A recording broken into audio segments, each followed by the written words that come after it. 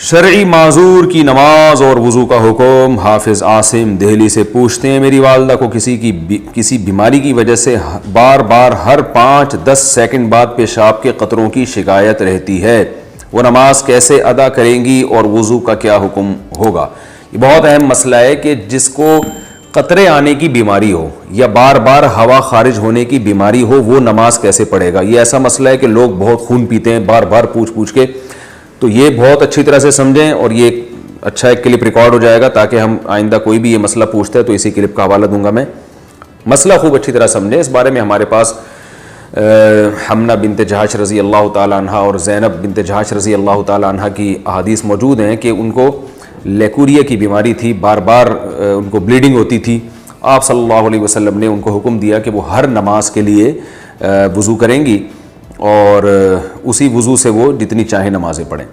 تو اس سے علماء نے استدلال کیا ہے کہ کسی کا وضو ٹھہرتا ہی اگر نہیں ہے کہ وہ یعنی جب بھی نماز پڑھتا ہے تو نماز کے دوران وضو ٹوٹ جاتا ہے یا نماز سے پہلے ہی ٹوٹ جاتا ہے، تو وہ یعنی ہوا خارج ہوتی ہو یا پیشاب کا قطرہ نکلتا ہو تو بار بار وضو ٹوٹ رہا ہے، تو ایسا شخص پھر معذوروں کی فہرست میں داخل ہے۔ معذور کا حکم یہ ہے کہ وہ ایک وضو سے اس وقت کے اندر جتنی چاہے نمازیں پڑھ لے، فرض نماز بھی، سنت بھی، نوافل بھی۔ جب وقت ختم ہوگا تو اس کا وضو ٹوٹ جائے گا، دوبارہ پھر جب نماز کا وقت داخل ہوگا تو وہ نئے سرے سے نیا وضو کریں۔ تو جو بیماری ان کو لاحق ہوئی ہے اس بیماری کی وجہ سے وضو نہیں ٹوٹے گا۔ جیسے کسی کو پیشاب کے قطروں کا مرض ہے تو ایسا معذور کا پھر پیشاب کا قطرہ نکل گیا تو وضو نہیں ٹوٹے گا، ہاں ہوا خارج ہوئی تو وضو ٹوٹ جائے گا۔ اور اگر کوئی ہوا کا مریض ہے، اور میری چونکہ تھوڑی سی مزاح کی بھی عادت ہے، ہمارے مدرسے میں کچھ طلبہ ایسے تھے جن کو کوئی بیماری تھی، وہ نا ان کی ہوا بہت خارج ہوتی تھی تو ان کو وہ الگ سے وہ نماز پڑھتے تھے، تو ہم نے مذاق میں ان کا نام رکھا ہوا تھا کہ یہ پاک فضائیہ انہوں نے جوائن کر لی ہے، ٹھیک ہے نا۔ تو جو بھی اس قسم کے معذور تھے نا، ہم ان کو یہی ایک وہ تانا دیا کرتے، تانا تو نہیں، ایک مزاح کرتے تھے کہ آپ جماعت سے نماز نہیں پڑھ رہے، آپ الگ نماز پڑھ رہے ہو تو خیریت؟ تو کہتا تھا یار میں بھی پاک فضائیہ میں آ گیا ہوں۔ تو یہ مزاح ہوتا تھا ان کے ساتھ، اس کو مزاح ہی سمجھیں، کچھ اور نہ سمجھیں۔ تو ہوا بار بار خارج ہوتی ہے، ایک تو پاک فضائیہ وہ ہے جو واقعی پاک فضائیہ ہے، جو ایئر فورس ہے ہماری، وہ تو ہمارے لیے قابل فخر ہے۔ یہ فضائیہ سے مراد وہ والی فضا نہیں ہے، یہ کوئی اور والی فضا مراد ہے اس سے۔ تو بار بار کسی کی ہوا اگر خارج ہو رہی ہے، بار بار پیشاب کا قطرہ خارج ہو رہا ہے اور نماز کے دوران بھی قطرہ خارج ہو جاتا ہے، تو پھر اس کے لیے حکم یہی ہے کہ وہ اسی وضو سے جتنی چاہے نمازیں پڑھے، جب نماز کا وقت ختم ہوگا، نیا وقت داخل ہوگا تو نئے وضو سے پھر وہ نئی نمازیں، وہ جتنی نمازیں چاہے پڑھیں گا۔ یعنی ایک وضو سے وہ اگلے وقت کی نمازیں نہیں پڑھ سکتا بس، لیکن کسی اور وجہ سے وضو ٹوٹا تو ٹوٹ جائے گا۔ اب یہ کہ معذوروں کی فہرست میں داخل کب ہوگا یہ سمجھیں۔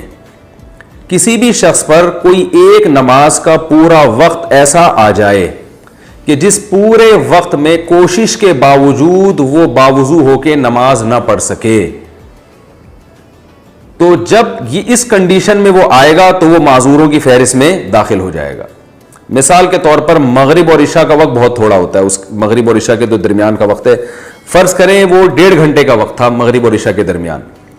اب اس شخص نے وضو کیا اطمینان سے، وضو کے بعد اس نے کھڑے ہو کر نیت باندھی مغرب کی نماز کی، لیکن اس سلام پھیرنے سے پہلے اسے پیشاب کا قطرہ خارج ہو گیا، تو یہ دوبارہ جائے گا، وضو کرے گا، ٹھیک ہے نا۔ پھر دوبارہ جب نماز کی نیت باندھتا ہے تو اسے پتہ ہے کہ میں سلام پھیرنے سے پہلے پھر قطرہ خارج ہو جائے گا، یا پتہ تو نہیں ہے لیکن عملاً ایسا ہو گیا، تو پورا ٹائم اس کو ٹائم نہیں مل رہا کہ وضو کر کے نماز پڑھ سکے۔ تو جب بھی ایک دفعہ ایسا ہوگا تو ایک دفعہ ایسے ہونے کے بعد شریعت اس پہ معذور ہونے کا حکم لگا دے گی۔ یہ معذور کا مطلب بھائی یہ وضو کر کے نماز پڑھ ہی نہیں سکتا۔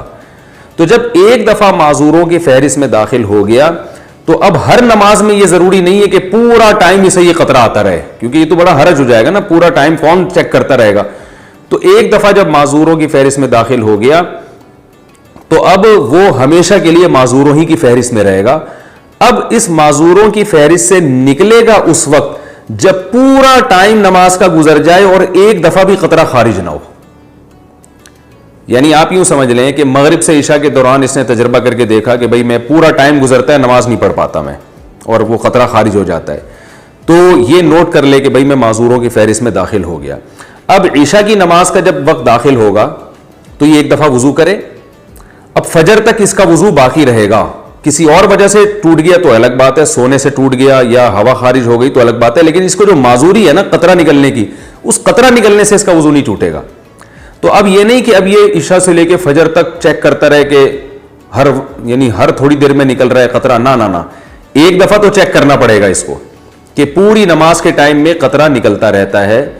لیکن جب ایک دفعہ یہ اس فہرست میں داخل ہو گیا تو اب پوری نماز کے ٹائم میں ایک دفعہ بھی اس کو پیشاب کا قطرہ آ گیا تو یہ معذور ہی رہے گا. یعنی معذور کی فہرست میں داخل ہونا تو مشکل ہے, داخل رہنا مشکل نہیں ہے.